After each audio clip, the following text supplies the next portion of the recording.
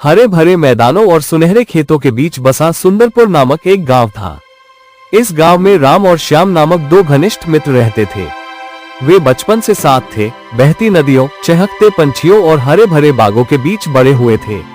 राम हंसमुख और साहसी था, जिसे जंगलों में घूमना और नई चीजों की खोज करना पसंद था, जबकि श्याम शांत और बुद्धिमान था, जो हर कदम सोच समझकर उठाता था। दोनों स्वभाव में अलग थे, लेकिन उनकी दोस्ती एक पुराने वृक्ष की जड़ों की तरह अटूट थी।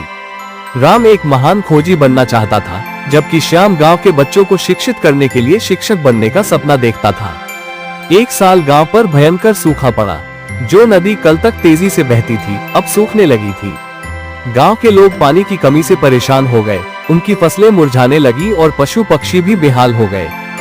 गांव की चिंता से व्याकुल होकर राम और श्याम ने मदद करने का निश्चय किया।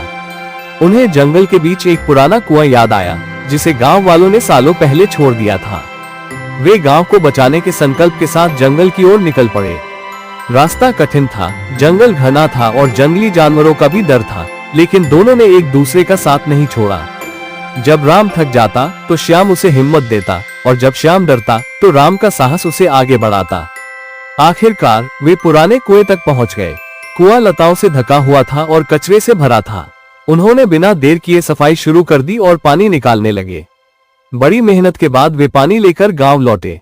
उनके समर्पण को देखकर गांव वाले भी उनकी मदद के लिए आगे आए। जल्द ही कुआं गांव के लिए जीवन का नया स्रोत बन गया। खेत फिर से हरे भरे हो गए और गांव में खुशहाली लौट आई। गांव वालों ने राम और श्याम की बहादुरी और सच्ची दोस्ती की खूब सराहना की। उनकी मित्रता ने न केवल एक दूसरे की, बल्कि पूरे गांव की मदद की थी।